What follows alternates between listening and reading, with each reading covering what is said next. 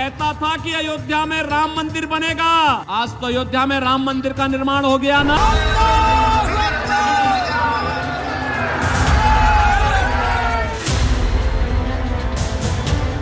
बाबरी मस्जिद इनका इमोशनल है, मुसलमान का ढांचा तोड़ दिया। मैं ये ढांचा बनाएंगी। 6 दिसंबर भारत के इतिहास की वो तारीख जिसे सुनते ही देश की यादें धूल की तरह उड़कर वापस लौट आती।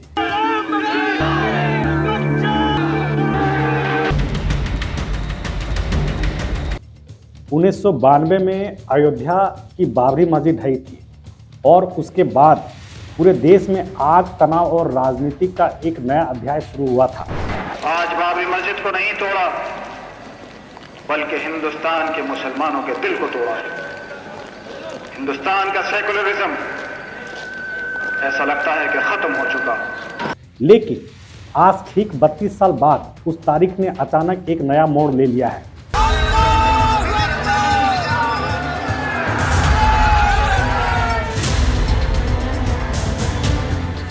मुर्शिदाबाद, पश्चिम बंगाल, भीड़ उमड़ी हुई, नारे गूंजते हुए, कड़ी सुरक्षा तैनात और मंच पर खड़े एक नेता हुमायूं कबीर तृणमूल कांग्रेस से निष्कासित, विवादों में घिरे और 6 दिसंबर 2025 को हुमायूं कबीर ने एक ऐसा कदम उठाया जिसने बंगाल की पूरी राजनीति को हिला के रख दिया। कौन मेरा गर्दन लेंगी तो मैं देख लूंगा, मैं गर्दन देने के लिए तैयार हूँ। उनका हिम्मत है तो मुर्शिदाबाद आके मेरा गर्दन काट के दिखाइए।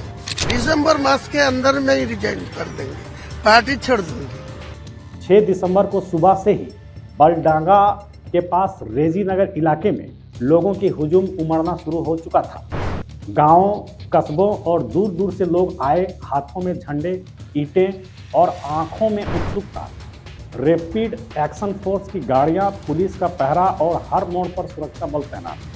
ऐसा लग रहा था मानो कोई बड़ी चुनावी मेगा इवेंट हो रहा हो, लेकिन नहीं, यह था बाबरी मस्जिद नाम की मस्जिद का शिलान्यास समारोह था। पंडाल बड़ा था, लाइनें लंबी थी और जैसे ही घड़ी ने दोपहर 1:10 दिखाए, हुमायूं कबीर मंच पर आए, मौलवियों के साथ फीता काटा और कहा, आज लाखों लोग इस ऐतिहासिक नींव के गवाह बनने हैं। कबीर ने दावे के साथ कहा, 3 से 4 लाख लोग इस प्रोग्राम में मौजूद थे। फीता कट चुका था, नारे जारी थे और फिर हुमायूं कबीर ने माइक संभाला। उनके शब्दों ने पूरे माहौल को बदल दिया। यहाँ सिर्फ मस्जिद नहीं होगी, यहाँ बनेगा Islamic hospital, medical college, hotel, park और हेलीपैड। यह 300 करोड़ का प्रोजेक्ट है। भीड़ तालियों में डूब गई, लेकिन राजनीति अब तेजी से गर्म होने लगी थी। बेलडांगा से आई ये तस्वीरें बीजेपी को झकझोर चुकी थीं। बीजेपी की ओर से पहला हमला अमित मालवीय का रहा। उन्होंने सोशल मीडिया पर लिखा, ममता बनर्जी मुस्लिमों के ध्रुवीकरण के लिए हुमायूं कबीर का इस्तेमाल कर रही है, वह आग से खेल रही है। उनका दावा था, कबीर के समर्थक बाबरी मस्जिद ढांचे के लिए ईंटें ढोते देखे गए। राजनीति गर्म हो चुकी थी और बंगाल में ये मुद्दा सिर्फ धर्म नहीं बल्कि चुनावी रणनीति का हिस्सा बन चुका था। हिंदुस्तान है, ये अभी पाकिस्तान नहीं हुआ है।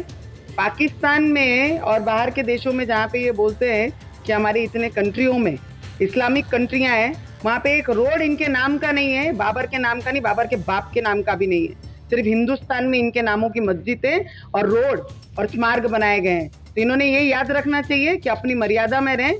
और बाबर का बाप भी ऊपर से नीचे आ गया, तो बाबरी वेस्ट बंगाल में इस बार बनेगी नहीं। आने दीजिए ना, शुरू से ही 2 शिलान्यास हो गया। एक 2024 में जो मैं ऐलान किया बाबरी मस्जिद के लिए, उसी टाइम सागरदिघी में एक शिलान्यास हुआ और फिर 6 दिसंबर जो किया उसी दिन बहरमपुर में हुआ।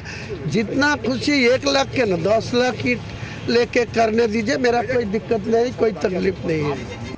टीएमसी अपनी तरफ से मुस्कुराते हुए लेकिन आक्रामक अंदाज में, पार्टी के नेता सियोनी घोष ने कहा, बीजेपी को हमारा एक ही संदेश, खेला होवे। कोई भी मंदिर बना सकता है, कोई भी मस्जिद बना सकता है, लेकिन उसके पीछे अगर किसी का ये इंटेंशन हो कि हम यहाँ पे रिलीजियस अनरेस्ट करना चाहते हैं, तो मैं इतना बता सकती हूँ कि सबको पता है कि is being funded by the BJP and is being encouraged by the BJP to create law and order disruption in Bengal. यानी 21वीं सदी की बंगाल की राजनीति फिर से धर्म बनाम राजनीति के भंवर में फंस चुकी है, क्योंकि हुमायूं कबीर जो भी कर रहा है वो ममता बनर्जी के इशारे पर ही कर रहा है। ममता बनर्जी इकलौती ऐसी मुख्यमंत्री है जो चाहती होंगी दंगे हो। कभी बीजेपी नेताओं को सीधी चेतावनी दी, कहा था बीजेपी के समर्थकों को भागीरथी नदी में फेंक देंगे। কত ধানে কত চাল হয় 2 ঘন্টার মধ্যে তোমাদেরকে যদি ভাগীরথীর গঙ্গায় না ফেলতে পারি রাজনীতি থেকে সরে যাব, শক্তিপুর এলাকায় বসবাস করা বন্ধ করে দেব। কিন্তু যদি ভেবে থাকো যে 30% লোক মুর্শিদাবাদ জেলায় আর আমরা 70%, এখানে কামনগরে তোমরা বেঁচে আছো বলে কাজীপাড়ার মসজিদ ভাঙবে আর বাকি এলাকার মুসলমান ভাইরা হাত গুটিয়ে বসে থাকবে, এটা কোনোদিন হবে না। বিজেপিকে আমি হুঁশিয়ার করে দিয়ে বলছি। और फिर उनका सबसे बड़ा बयान, 2026 के चुनावों के बाद ममता बनर्जी मुख्यमंत्री नहीं बनेगी। यानी कबीर का शिलान्यास सिर्फ धार्मिक या सामाजिक कदम नहीं है, बल्कि एक राजनीतिक संदेश भी था। बीजेपी को लाइए, वो मस्जिद मंदिर बनाइए, लेकिन बाबर का नाम लिखने नहीं दूंगा। बीजेपी बाबर का नाम पश्चिम बंगाल में लिखने नहीं देगा। बीजेपी को लाइए, ममता रहेगी तो बाबर का नाम लिखा जाएगा। रेजी नगर और बेलडांगा में जिस तरह सुरक्षा बल तैनात किए गए थे, वह बताता है कि प्रशासन भी इस कदम की संवेदनशीलता समझ रहा था। लेकिन बंगाल में पहले ही धर्म आधारित राजनीति की लहर बढ़ रही है। बीजेपी कह रही है ममता अगर चाहती तो कबीर को गिरफ्तार कर सकती थी। टीएमसी कह रही है बीजेपी माहौल बिगाड़ रही है और जनता सब कुछ देख रही है। यह मुद्दा आने वाले महीनों में चुनावी हवा को बदल सकता है या बंगाल को फिर एक नए संघर्ष की ओर धकेल सकता है। बाबरी मस्जिद का शिलान्यास हो रहा है, ये आक्रांताओं के नाम पे हो रहा है। ये दुर्भाग्य है। बीजेपी की सरकार आएगी, जैसे अयोध्या में लोगों ने साफ कर दिया, वैसे जहां भी आक्रांताओं का रहेगा लोग खुद ब खुद साफ कर देंगे। तो अब सवाल है कि क्या हुमायूं कबीर ने मस्जिद की नींव रखी है या बंगाल की राजनीति में एक नया तूफान की? क्या यह धार्मिक भावनाओं का सम्मान है या 2026 चुनाव की दिशा बदलने की रणनीति? क्या बीजेपी और टीएमसी इस विवाद को और भड़काएंगी या इसे शांत किया जाएगा? और सबसे बड़ा सवाल, बंगाल में खेला अब किसका होगा? कबीर का, ममता बनर्जी का या किसी तीसरी ताकत का? आने वाला वक्त इन सवालों के जवाब देगा। लेकिन इतना तय है कि बंगाल में खेला अब पहले से ज़्यादा तेजी से हो गई।